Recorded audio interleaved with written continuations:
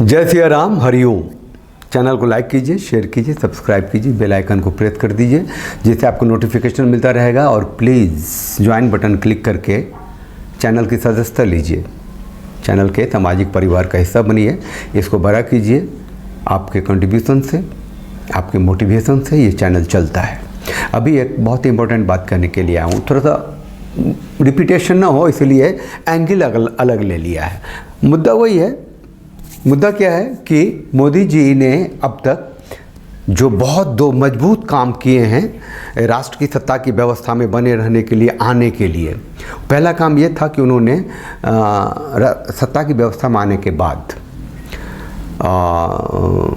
चाहे वहाँ के मुख्यमंत्री काल में भी उन्होंने वही किया था कि हिंदू नेताओं को, हिंदू संतों को जिनका प्रभाव था उसको न्यूट्रलाइज किया, अपनी ताकत से जीरो किया। और मुसलमानों का जिनका प्रभाव था उसको मैनेज किया। तो मोदी जी ने हिंदू संतों को, हिंदू नेताओं को न्यूट्रलाइज किया, ख़त्म किया, प्लानिंग करके अपने माइंड से, अपनी पावर से, शक्ति से, जिसमें दो बड़े एग्जाम्पल्स हैं। प्रवीण तोगड़िया जो विश्व हिंदू परिषद के अध्यक्ष थे, आजकल अंतर्राष्ट्रीय विश्व हिंदू परिषद बनाया हुआ है, उसको न्यूट्रलाइज किया, ख़त्म किया। और दूसरे जो बहुत बड़े जो उदाहरण हैं वो हैं संत शिरोमणि आसाराम बापू। वैसे हैं तो कई आप स्वामी असीमानंद का नाम ले सकते हैं, प्रज्ञा भारती का नाम ले सकते हैं, वो कर्नल पुरोहित का नाम ले सकते हैं। इस सबको न्यूट्रलाइज कर दिया। इवन जो बंजारा था, ब्लू आइड कहते थे उसको, कभी मोदी का हुआ, भगवान जाने, चलिए उधर भटकते नहीं। बेसिक बात यही है कि मोदी ने हिंदू नेताओं को, हिंदू संतों को न्यूट्रलाइज किया, आगे नहीं बढ़ने दिया, ख़त्म कर दिया उसको सत्ता की व्यवस्था की ताकत लेकर के। अब मुसलमान नेताओं को, जिसमें जफ़र सरेसवाला का नाम तो आपने सुना ही होगा, है ना। जो जफ़र सरेसवाला वही था जो गुजरात के दंगे के बाद मोदी के विरोध में इंटरनेशनल कोर्ट ऑफ जस्टिस तक जाने लग गया था और उसके खुला कैंपेन शुरू कर दिया था। और मोदी को राक्षस और मौत का सौदागर जो कांग्रेस कहती थी, उसमें उसका बहुत ही मजबूत इंस्टांस था। और वही जफ़र सरेसवाला आजकल मोदी का वक्त हो गया, क्योंकि उसने मुसलमानों के लिए ऐसे ऐसे काम करवाया, या फिर मोदी ने मैनेज कर लिया उसको, जफ़र सरेसवाले को। चलिए, अब ये दो बड़ी बात कह के एक छोटा सा एग्जाम्पल देता हूँ। एक है, वो मुँह से बहुत गंदी बात निकल रही थी, मैंने रोक लिया कि मैं तो कैमरे में हूँ। दूर मकार है, मौलाना है, रसीदी नाम है।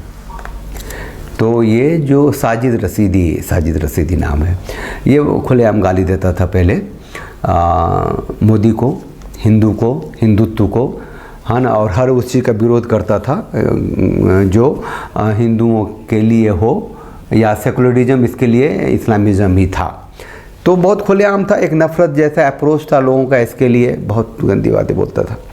और क्योंकि जब ये बोलने के लिए आता था तो इसके पीछे जो बैकग्राउंड होता था, जो घर पे होता था, खजूर होते थे, उसमें तलवार लटके होते थे। ये अरब का ही खुद को मानता रहा है। इसने एक बात कह दी, मैं सुनाऊंगा, है ना, सुनाता हूँ। उससे पहले अपनी ये पूरी बात कर लूँ कि अब ये वक्फ बोर्ड का ये पॉजिटिव बात करने लग गया है। ये वक्फ बोर्ड का अमेंडमेंट जो किया है मोदी एंड कंपनी ने, सही तो किया है, क्यों नहीं करेगा। वक्फ बोर्ड होता क्या है? अल्लाह की संपत्ति होती है, मजलूमों के लिए होती है, बेवाओं के लिए होती है, दिस होती है, दैट होती है। और बड़े बड़े लोगों ने अपनी संपत्ति पर अधिकार कर लिया, 5 स्टार होटल्स खोल रखे। मोदी ने ठीक किया। ये मैनेज होता है, ये मैनेज करना होता है। हिंदुस्तान में मुसलमान जो है अब थोड़ी तादाद में नहीं है।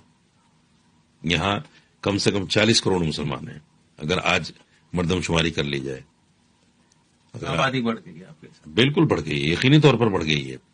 और मैं तो कहता हूं, देखिए, ये जो लोग जो नफरती चिंटू हैं, आपने भी बहुत सारे बयान सुने होंगे कि डेमोग्राफी चेंज हो गई, मुसलमान जहां होता है वहां हिंदू का रहना मुश्किल हो जाता है।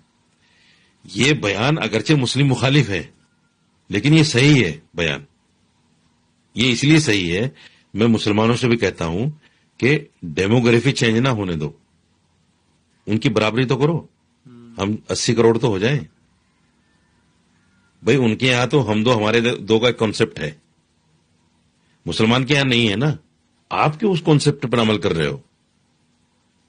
आप तो जब 80 करोड़ हो जाए, इनके बराबर हो जाए हम, एक तो ये है कि ये जो नफरती चिंटू है फिर ये आवाज नहीं निकालेंगे, बैलेंस हो जाएगा। ये है साजिद रशीदी। इसने कहा था कि राम मंदिर बना लिए हो ना, राम मंदिर, तो राम मंदिर जो बना लिए हो तो कभी आएगा मुसलमानी सत्ता आएगी उसको तोड़ देगा। आज जो पोजीशन है, ठीक है मुसलमान खामोश है, मेरी आने वाली नस्ल 50 साल बाद 100 साल बाद, एक हिस्ट्री तो लिखी गई ना, ये हिस्ट्री लिखी जाएगी कि मस्जिद तोड़कर मंदिर बनाया गया। दूसरे ये है कि ये जब हिस्ट्री हमारी आने वाली नस्ल पढ़ेंगी, मेरा बेटा, मेरा पोता, उसका बेटा, तो हो सकता है कोई खड़ा हो जाए जिस तरह ये लोग खड़े हो गए थे झूठ की बुनियाद पर, और वो कहे कि साहब मेरी मस्जिद तोड़कर मंदिर बनाया गया था यहां पर। तो क्या उस वक्त में जो कोर्ट होगा, जो अदालत होगी, जो सरकार होगी, वो इंसाफ नहीं देगी? हर आदमी की अपनी एक सोच है ना।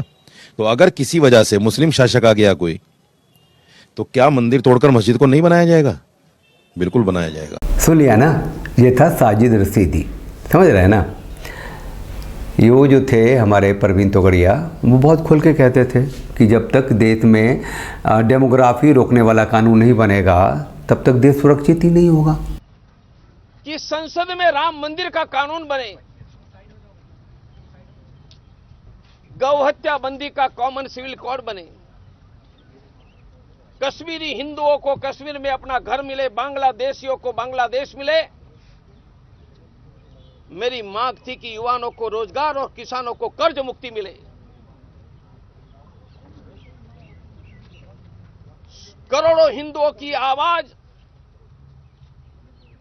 आज विश्व हिंदू परिषद में दबाने का काम हुआ। ऐसे बोलने वाले परवीन तोगड़िया हिंदू नेता को तो मोदी को तो जीरो करना ही था, न्यूट्रलाइज करना ही था।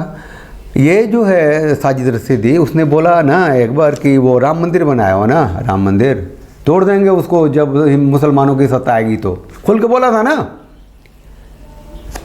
परवीन तोगड़िया जी को सुनिए जो कहते हैं कि राम मंदिर 450 साल के बाद तो बनाए हो, अगले 50 साल में ये फिर खतरे में चला जाएगा। जो बेसिक चीज़ें हैं देश की, अगर वो पुख्ता नहीं हुई, जो बंटवारे के बाद का भारत हिंदू सनातनी सभ्यता संस्कृति वाला देश नहीं बना, तो ये इस्लामिक देश बनेगा और ये हिंदू ख़त्म होंगे।